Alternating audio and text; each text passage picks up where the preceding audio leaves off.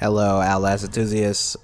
Today we have a run on Grind the Bad Apples, the hardest difficulty. But it's not just a run; it's solo, and also it is with no upgrades, no rigs, no consumables. I guess. Basically just straight vanilla, just like how you would start out when you first start the game with nothing, essentially. We do die once in this run, but the point of this run is just basically to, have those restrictions and to see how quick we can beat this solo. So we do this in 15 minutes, and I'm gonna show y'all how it's done. I also use this new strategy that I've found out myself. So stick around and for that strategy, because I feel like it'll definitely change how the speedruns are viewed, at least so far. I don't know if it's considered a glitch, but we'll see what y'all think about it. So so far, you probably already know how to do all this. You just grab the heart, or organ. I don't know. You just grab it, and you just go to the first game. This first game is always in the same spot. It's always this same game for the first game. Never changes.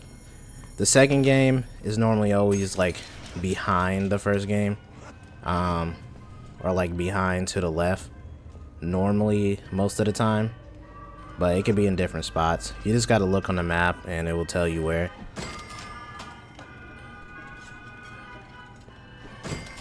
So I'm going a bit slower because I just want to play it careful. Like, I don't want to miss, or I'm just going to lose more time than I need to. And also, this is the fastest time at the moment for solo on this mode with this challenge, but I bet there's gonna be some faster times. I feel like you could get this down to like 13 minutes, maybe even 12. I don't know, you know what I'm saying? I just this is just a run that I did that I felt like was successful. I wanted to show you guys, have y'all check it out. So we got 2 tickets so far. Just gonna go grab the third one. This was really good RNG, by the way. Sometimes this happens where all the games are in one circle, in a sense. And it could get better RNG than this, where games are even closer. But it's a low percentage of the time. A lot of times, this third game is going to be, a lot farther in the back. But luckily, I didn't have to go that far. So sadly, I got seen. So I'm gonna try and just get these tickets through, and you see, I'm gonna take a blow. But it's all good. It's all good. We completed this in like 3 minutes. It's crazy. 3 minutes, we're already at the button, and I feel like you could be there even quicker. Maybe by the 2-minute 30-second mark, maybe. I mean, it really just depends on that RNG of where those games are, because if those games were any further, you couldn't do this any quicker. But there's a few RNG factors within this run, within Grind the Bad Apples, that make losing time very possible. So this part can go great, but if the next part doesn't, oh well. So this part, you gotta go in and push the boat to I forget what you call those things, but the blockage over there. Sometimes you get bad RNG and there's an enemy already right there, like just standing there. And if you do, just reset. It's okay. Just give up. Go ahead and try again. I did not mean for that to happen. But this is so you're just gonna get these 2 switches. It's 2 every time on solo. A lot of times they're very close to each other, so keep that in mind. You're just following the the blue power lines here. But basically, you're about to see this technique glitch. I don't know. You're about to see it, and you're about to think, yeah, like a high IQ moment, maybe is what you're gonna think.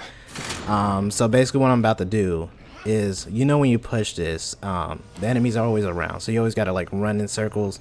And a lot of times you can't do this fast because the enemies are always there. Like, even if you run them away, they come right back. Well, I recognize what you can do is, if you get yourself under psychosis on purpose. So this one's on purpose. I'm letting myself get psychosis. And if you are under psychosis, the other enemies can't hit you, and the only enemy that can is Skinner Man. He's the only guy that can hit you. You're basically invisible to all the other enemies. And you could use this to essentially go under psychosis on purpose and run to different objectives and do those objectives.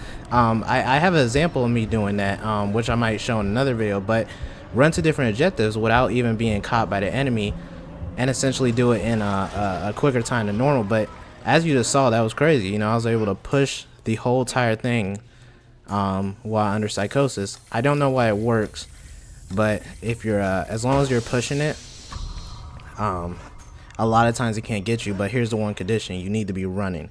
If you're walking while doing it, it won't work. If you're running, it will. So that's why I do the door. You could do it with things like the mine, or get get the psychosis from the gas man, for example. But if you do the door, if you ran to the door, for example, you at least regain all your stamina, because you're gonna need all of it. If you use any stamina before you do it, a lot of the times he'll start to hit you and you'll run out of stamina. You run out of stamina, it's over. You're gonna lose a lot of health. So that's why you need health to do this. So those are the two conditions: stamina and health. But if you have those, this will work almost every time. But keep in mind, this can still fail. Like, he can still hit you.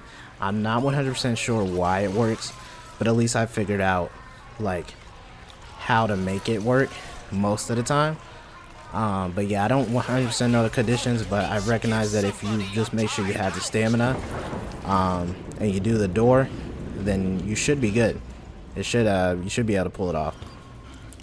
So it's important that you run really quickly down here. Like, once you hear her talking, you run down here, because I recognize like that guy who could see in the dark, he seems to not be there yet, at the least, and in your way. He seems to not be in your way yet if you go fast enough. So you go fast enough down here, you can get this part done way quicker without being bothered. So this is great RNG, by the way. This is what you want. You see how close that valve was? Sometimes the valve can take you all the way around town to the first part of the map, and that's what you don't want, or you're just gonna have to reset. So this was really good. So now we just gotta make our way back upstairs.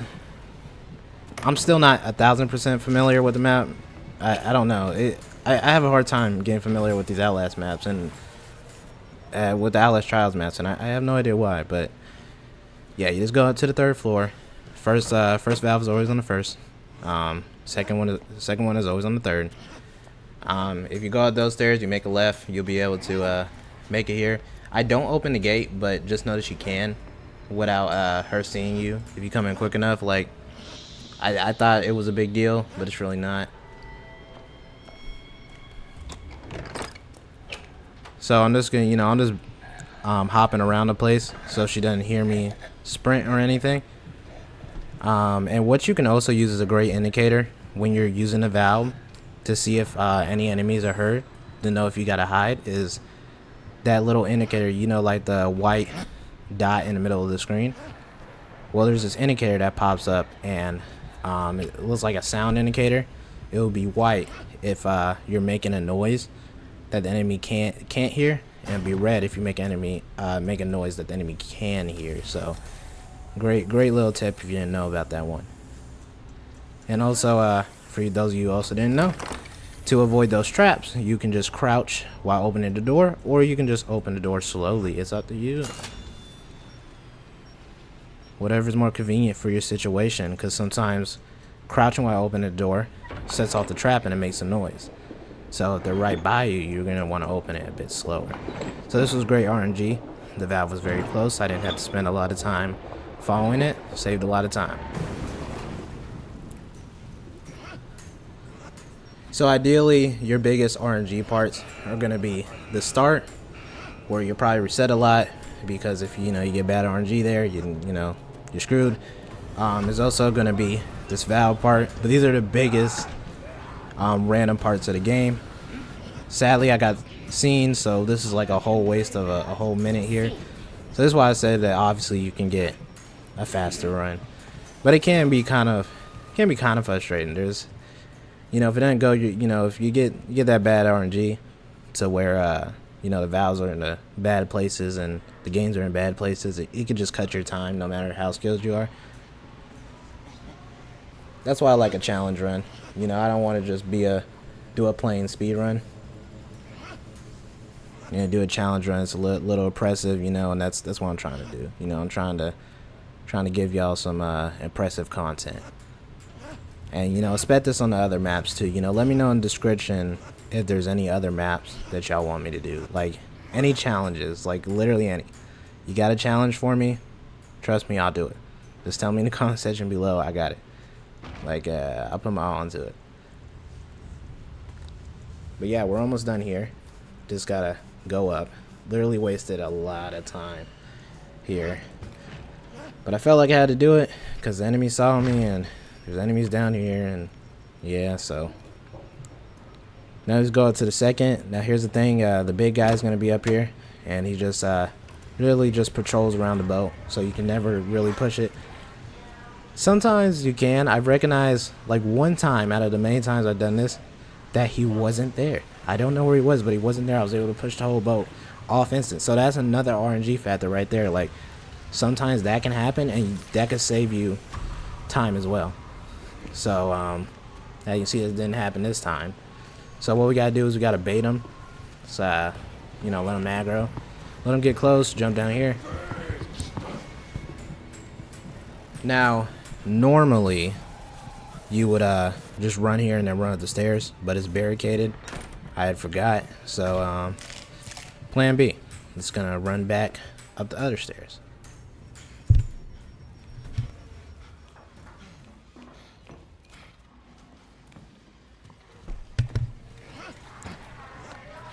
And now we should be able to push the boat without being bothered.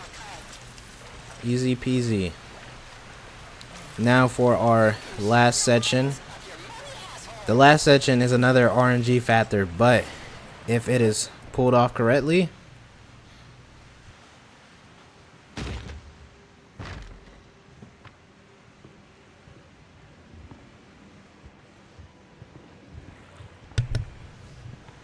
my Alexa ad went off there, but so I had to mute it.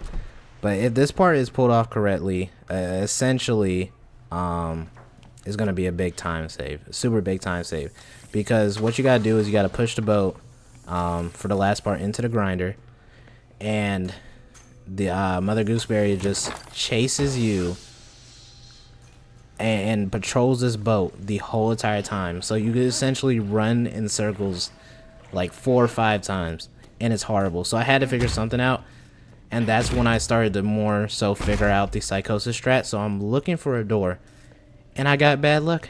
I couldn't find a door, but I found a mine. So, you know, it's a plan B. It can work, it can, but a lot of times it's not gonna work. So had to just take the L here, but it's all good. It's all good. You know, we got a good time here, and that's the impressive part. Also, if you want to get the boat a little further, do not sprint push it until those lights turn on. Then start sprinting, so you're not out of stamina by that time, and then when she's coming out, you can get it further. But I don't want to risk it and go too far. Already made it this far, so you know, let's not take any unnecessary risk. But I gotta, you kind of gotta do the psychosis, because if you don't do it, you could possibly do this for minutes. You see how I sprinted? I probably shouldn't have sprinted, but being at what health I was at, this would be the only way to make it work. So yeah, you see how I'm not gonna hit? You see it works, it does, but once I run out of that stamina, I'm gonna start getting hit again.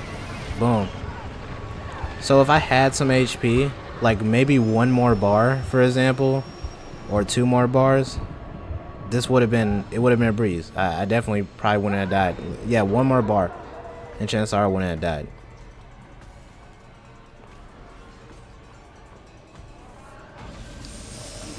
But yeah, you just spawn back, run through here, and then you want to follow this exact path that I take to get the shortest path. And then I got one more strategy for you guys to make sure that you do not die at the end, because I've done that before. So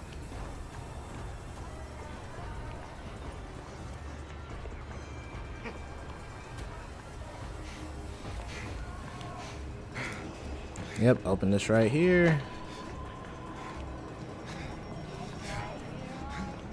Alright, so what you do for this strategy is you simply get to this, part of the bus. You just stand right here where I'm standing.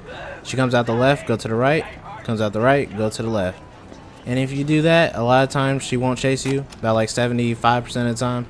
But sometimes she will chase you. And what you do is just this run and jump. And you can just literally run and jump, stand still, and keep doing that until the doors open. And there you go. 15 minutes.